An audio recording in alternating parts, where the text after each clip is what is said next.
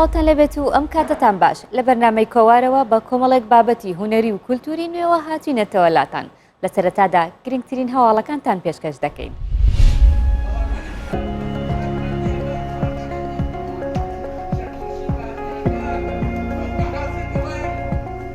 شانۆگەری گەمەی دزەکان لە شاری سلێمانی پیشاندرا. شانۆگەریەکە کۆمیدیە و مەبەست لە ئەنجامدانی خەندەخستنە سەرلێوی ئامادەبووانە.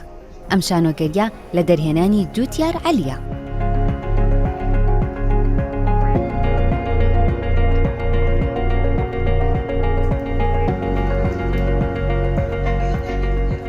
شانۆی گەمەی دزەکان شانۆیەکی کۆمیدیە کە مەبەستمان لەم شانۆگەری ئەوەیە کە ئەگەر بۆ چەند ساتێکیش بێت خەڵکی زەردەخەنەیە بخەینە سەر ڕووی خەڵکی و من لێرە دەوری چوار ڕۆڵی سەرەکیم هەیە کە لە ڕۆڵەکان ئەوەیە کە دەوری ژنی چایچێگە بینم کە ئەمە جلەکانمە و دەورەکانی تریشم گوڵفرۆشە دەوری مۆزەفێکیشە بینم و دەوری پۆلیسێکی شاراوەش. هەدەفمان لەم شانۆگەریە ئەوەیە کە هونەری کوردی کەمێک دواخراوە، یعنی بڵێن چۆن ئیهمال کراوە. ئێمە ئەمانوێت لە ڕێی ئەم هونەرەوانە دووبارە هونەری کوردی جوانترکەینەوانە خاستەن شانۆ و لە دوای ئەم شانۆیشەوە بەرهەمی ترمان هەیە و ئێمە وەکو گروپی هونەری فارابی ئەمانوێت زیاتر پەرەبین بە هونەری کوردی و خزمەتی شانۆ.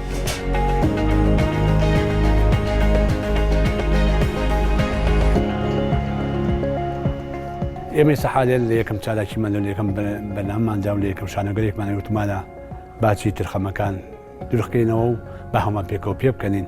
بەبەست سێکم لە وتێ بەبەستوانێت زۆربەی کات ماوەیەکی زۆرە هاوڵاتیانمان زۆر بێتاقەتوەکان بەر بۆ هی چەندین قەیرانەوە بۆی چەندین شتێکەوە شێوەیەکی متیان بۆیە من لەم شانۆگەریەوە بەرامبەر بە هاوڵاتیان ئەڵێن کە بێن سەری شانۆگەریەکەمان کە شانۆگەرێکی کۆمیدیە بەس دەوەزی ئێستایی شارەکەی خۆمان و کوردستان کات و کۆمەڵێک کارەکتەری ساڵەکانی پێشنەوەکانی تێدا بەشداریان تیا کردووە.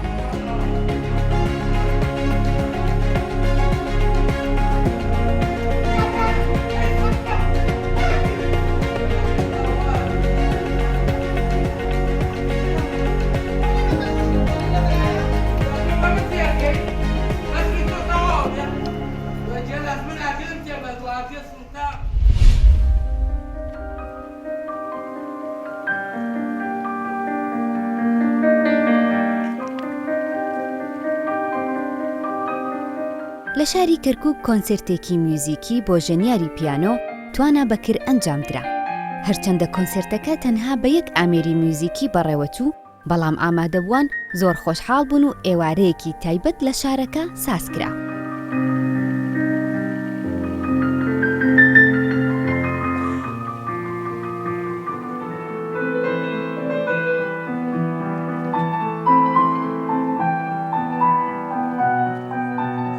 یەکەم جارەکارێکی لەم شێوەیە بکرێت لە کەرکووکە. کۆنسرتەکە پێکاتبوو لە چەند مادەیەکی جیهانی کلاسیک و مادەی فارسیشی تیا بوو.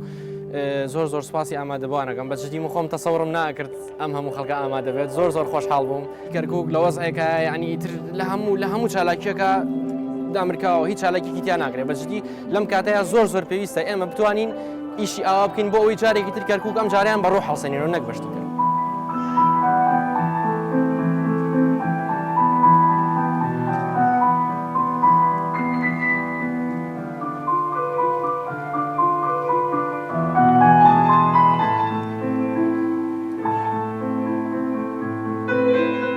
دیارە ئێمە ئەمڕۆ خۆمان زۆر بە خۆشحاڵە زانین کە کۆنسرتێکمان لەم جۆرە ئەنجامدا جیاواز لە کۆنسرتەکانی تر. ئێمە ڕەنگە لە زۆر کۆنسرت ئامادە بووین، هەمومان لە زۆر کۆنسرت کارمان کردووە. من وەکو خۆم وەکو هونەرمەند سیروان عومەر گۆرانی وتووە مۆسیقام عەزف کردووە، بەڵام ئەمڕۆ ئەم نمایشە جیاواز بوو لەبەرەوەی نمایشی بوو تایبەت بوو بە ئامێری پیانۆ. بێگومان ئامێری پیانۆ تاکژەنە. خۆشبەختانە جەماوەرێکی زۆر باش ئامادە بوو. جەماوەری شاری کەرکووک سلمانیان کە بەڕاستی هونەر دۆستن، خەمخۆری شارەکەن، خەمخۆری گەنجانی شارەکەن.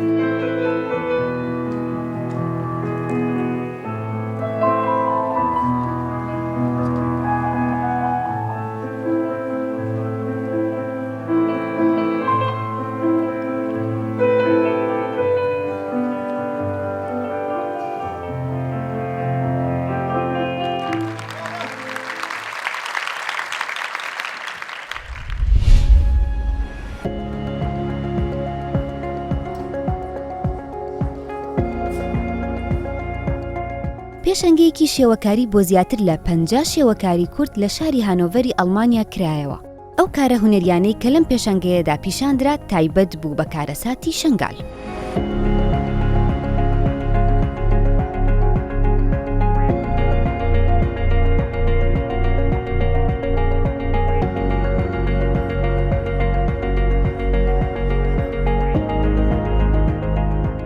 رنگی من تابلوی من جیشکا چرپچه کردستانه زاروک و پیرک دیدی هاو کاری ساب سری مداهاتیه کاری سک نبچوب بی از بهیوی ما از کانم هست اشکه او مشکل چی بوی بسر شنگاله از تدا خویا بکم و تابلوی مجی خویا دکنگی زاروکن جاوی وان بگرینه بهیوینه دایی کوان مثلا دی شنگاله و زاروک جیم مثلا دیه به حلب جایا بعفرینه ما بزاروک عفرینه ما یا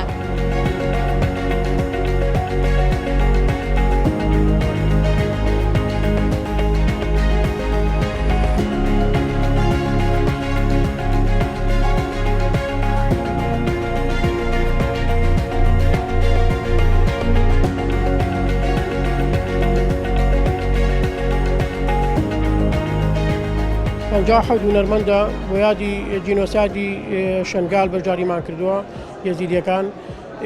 ئێمە یەکێ لەو کۆمەڵەی کە بەرجار بوون لەگەڵ ئەکادمی یەزیدیەکانە ئەم ڕێکخراوە هەساون بە کۆکردنەوەی ئەم هونەرمەندە کوردانە لە کوردی باشوور و باکوور و ڕۆژهەڵات. زیاتر زۆری تابلۆکان لەسەر 70% باسی جینۆسایدەکانەکان.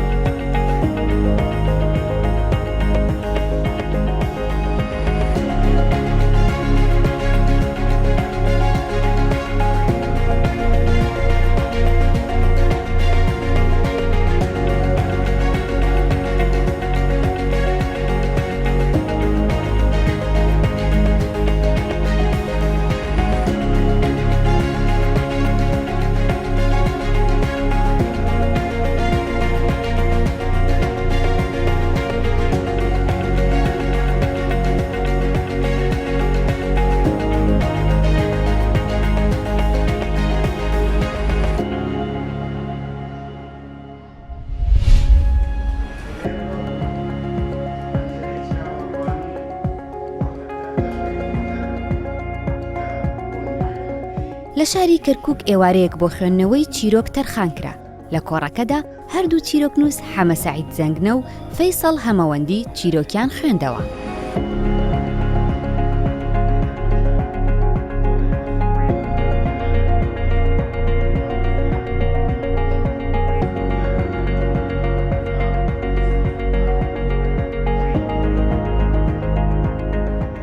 ئێمە وەک ئەزمونێکی زۆرمان هەیە بە تایبەت لە چیرۆکیشە. ئەمڕۆ چیرۆک پێویستی بەوەیە کە زیاتر ئاشنا کرێ بە خەڵکی کەرکووک، ئاشنا کرێ بە گەنجەکان بۆ ئەوەی ڕەوتی ئەدەبی چیرۆک شعرمان زۆرە، بەڵام پێم باشە ڕەوتی چیرۆک دەست بەکار بن.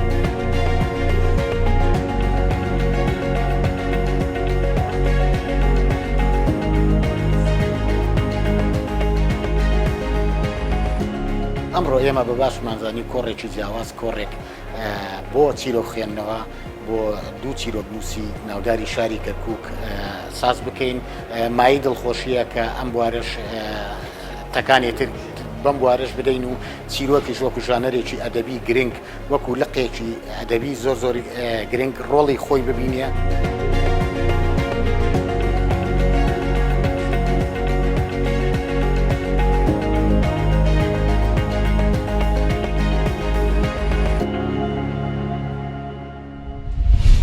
جار هونەرمەندێک دوو بەهرەی جیاواز یا زیاتری تیا دەردەکەوێت. داناز خەڵکی باشووری کوردستانە و لە ستۆکهۆڵم دەژی. جگەلەوەی ئارەزوی نیگار کێشان دەکات شاعرێکی بەتواناشە و دوا کتێبی بە ناوی جانی جانان بە چاپ گەێنراوە.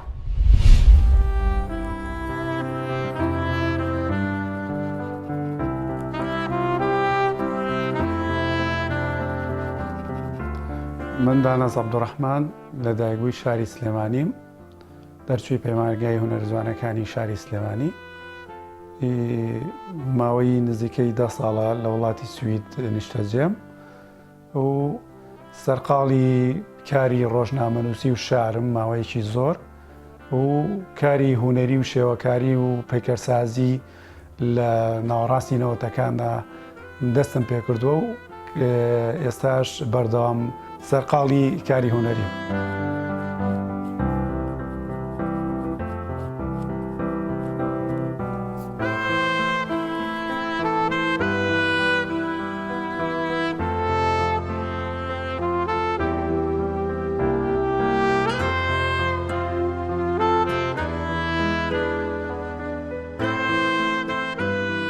هەڵبەت لە زۆر پێشەنگا بەشداریم کردووە لە کوردستانە تقریبا نزیکەی 15 پێشەنگا باوبەشی زۆر لە هاوڕێکانم و دواتر بەشداری کاری پەیکەرم کردووە و پرۆژەی گەورە گەورە بۆ نمونە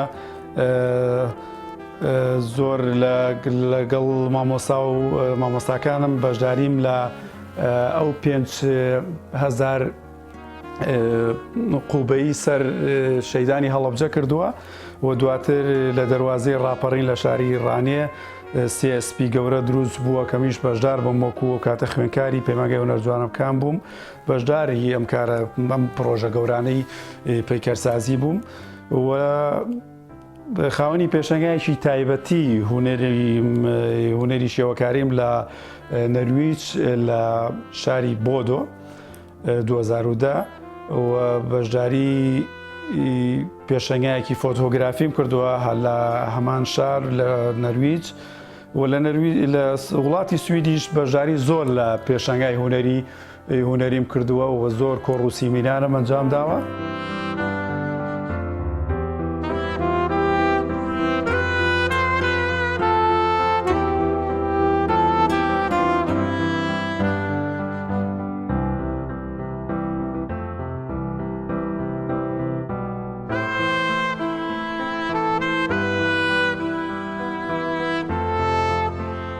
جانی جانانی یەکەمین بەرهەمی شاعری منە کە پێک دێت لە 210 لاپەڕە.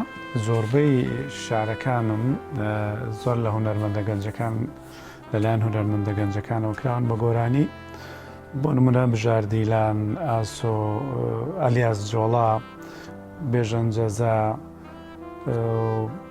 تاالب ڕەسوڵ زۆرانی کە لە یادم نییە بەڕاستی بەڵام زۆر لەوانە شاری منیان کردەوە بە گۆرانی و زۆر لە هونەرمەندەکانی تریش بەنیازن و داوای شاریان لێ کردوم. ئەم کتێبە لە سەرەتای 2000 توانم بڵێم یا کۆتایینەوەتەکان نووسیومە و تا 2010 زۆربەی شیعرە لیریەکەکان ماوانەی کە بۆ گۆرانی بۆ گۆرانی نووسرێن ینی شاری گۆرانی وتن کە وەزن و قافیان هەیە. لەم شارانە تەڵان کە نووسیمە زۆری باس لە شاری نیشتیمانی زۆرتیایە و خۆشەویستی نیشتیمان کە ئێمە لە غوربەتە دایمە هەمیشە چاومان لە کارەساتە لە کۆژانەکانی یا لە ژانکۆکانی نیشتیمانە و بەردەوام شعرمان بۆ نووسیوە.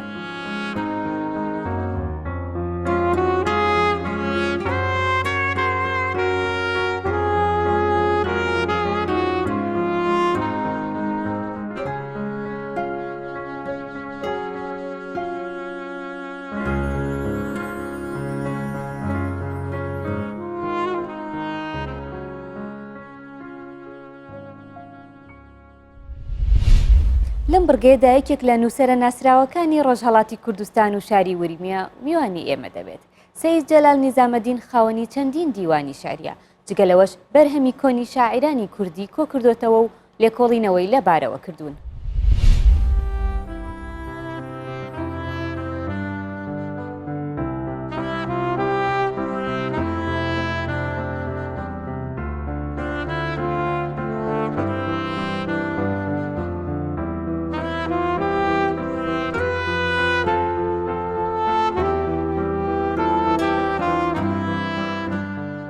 Li destpêkê da piştê tewabûna xwandina xwe çûme ser radyoya Qesrê Şîrî Kermanşahê yanî لە 22 ساڵیا خۆدا بوومە بێژەرێ بەرنامە کوردیە قەسر شیرینێک و ناوەندۆی لە کەرمانشاهی بوو و بەرنامەیەکی رادیۆیی دانامون لەسەر سینوورە بەر بە عێراقی و دەوروبەری پرانی دەرهەقا کارەبار و ڕووداوی کوردستانە عێراقی و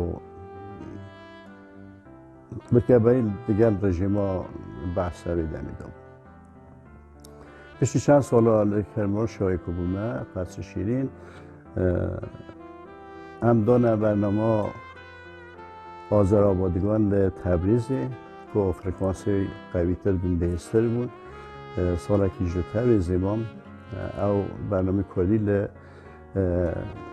بۆناوی را بەراورده بوون شۆ سەر ئانتێنێ وێ دەمێ بووێ پشتی ساڵێکی کە بوو ئەنقلاب و شۆڕشا ئیسلامی سەر کرد ئەز وەک هەستم بۆ ئورمیێ رادیۆ ئورمیدا قەبەتم ساڵێکی وەک بێژەرێ رادیۆ و تەلەڤیزیۆنی بەس خەباتە رادیۆ تەلەڤیزیۆنی ئەمە یەک بەری سەرکەوتنە شۆڕشێ بوو لە زمانê rejima şahîda ya Pehlevî yek ji piştî şoreşa İnqilaba İslamî li Îranê. Piştî wê Urmiyê da salekî mam bername Kurdî ya Derwesî Nûrî li Tehranê dest pê bû. Ez çûme wê derê bo rêxistina bernamê û 20 sala ji li Tehranê mam.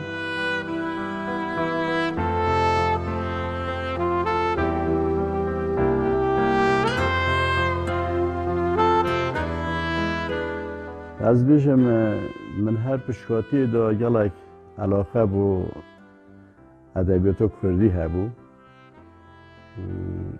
Min dest bi gotina helbesta kir û piştî wê dest bi nivîsîna hindek kitêb li babetî ferhengî, folklorî yan komarayetiya Kurda kir. Piştî wê li vê navbeynî da jî zêdetir min nivîs û meqale bû mecelle û rojnamê Kurdî nivîsîne ku li bajarê Kurdistanê da belav dibûn.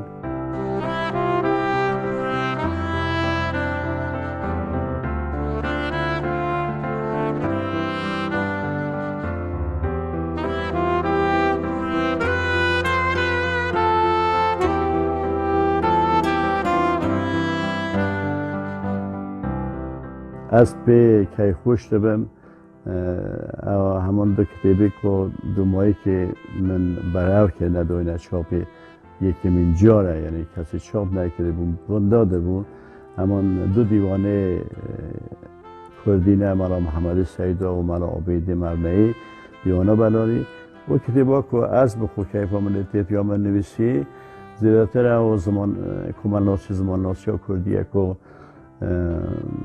به فارسی من نویسیه اگر به کردیش بیته برگراندن ارزش ها خوبه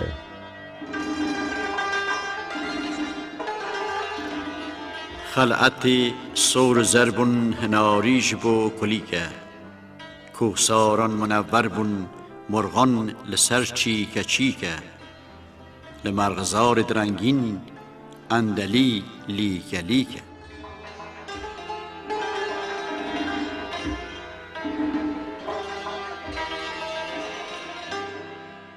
سپهی بون مرغزار به کویو و کانیت بهاری منقش بون جوی بار دیتن دنگ اندلی به سوسن و بنفشن به نرگز خماری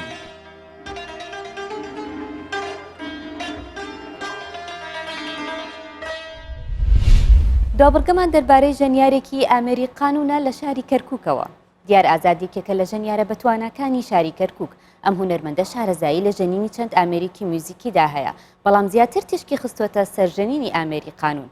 با پێکەوە ئەزمموی ئەم هونەرمەندە ببینین.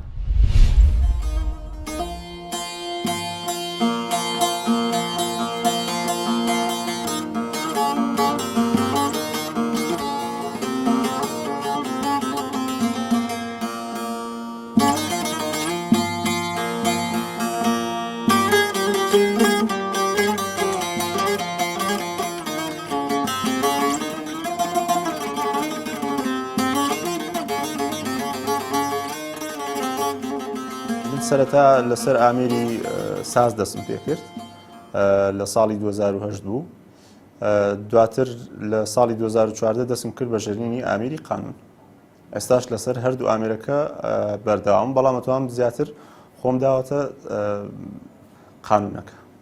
سەرەتا چۆنەڵی لەلایەن چەند مامۆسایەکی بەڕێزەوە لەم شارەیە دەرسی سازیان پێوتمەوە، دەرسی مەقامات. دواتر وردە هەوڵی خۆم کە چوومە ناو دنیای هونەری مۆسیقاوە هەوڵمدا بە شێوازێکی ئەکادیمیش بەرەو پێشەوە زیاد بڕۆ.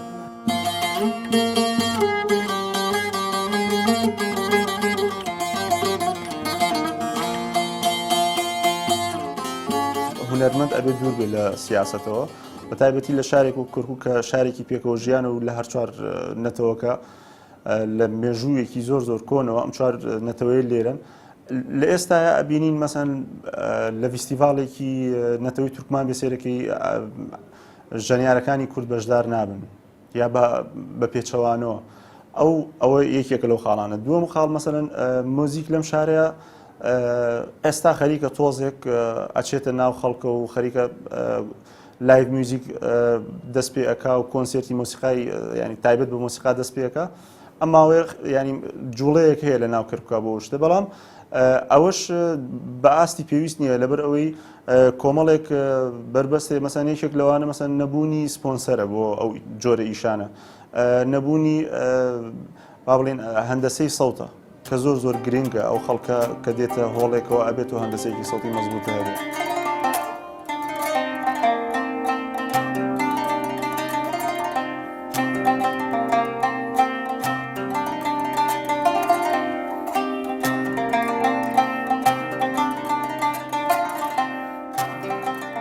کارانی کردومەوە وەکو میوزیک کلیپ کە کاری وێنەی بۆ کراوە، ئەوانە هەمووی لەسەر ئاستی شخصی بووە و کۆمەڵی کاری کەشم کردووە با بڵێن لەگەڵ چەند هونەرمەندێکی ئەم شارەیە.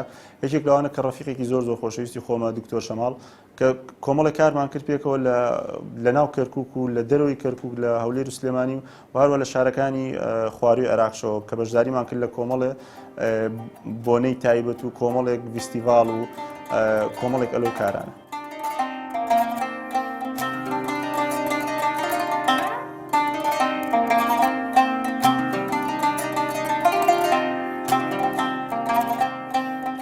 پێم خۆشە ناو کردکانی یەک گروپ نەبێت، با چەند گروپێک هەبێت، چەند تایپێک هەبێت، تایپی جاز و ڕۆک و ئەوانە هەبێت، تایپێکی سونەتی هەبێت. تا ئێستا لەم شارەیە نەبینیەوە گروپێکی سونەتی، هەبوو پێشتر بەڵام ئێستا نەما.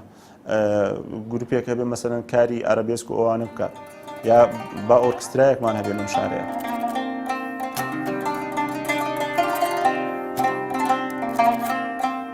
کولتوری ئەم ناوچەیە زیاتر بە گۆرانی بووە، لەبەر ئەوەیە سێرەکەی ئێمە وەکو سەردەمی کلاسیکی ئەوروپا تەنها مۆسیقامان نییە، ئێمە کولتورەکەمان گۆرانی بوو. بۆیە ئێستا ئەوەی کە ئەکرێ لێرەیە و لە شارەکانی تری کوردستانی شاو کە موزیکی تایبەتی کۆنسێرتی تایبەت ئەکرێ بە موزیک کارێکی زۆر باشە.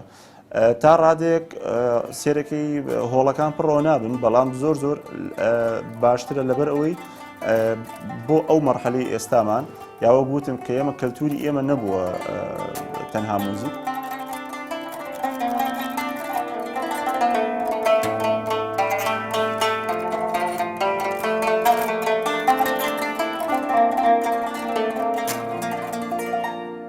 زۆر کەس لێمانە پرسێ کام ئامێر ئاسانە یاخود کام ئامێر قورسە بووی لێ دوورۆ کۆن. هیچ ئامێرێک نییە کە ئاسان بێەوە، هیچ ئامێرێکیش نییە کە قورس بێت. لەسەر هەوڵدان و ئاستی ئەو کەسە خۆی مێنێت تا چەند هەوڵی بۆیە کە پێشکەوێ یاخود کە فێر بێت.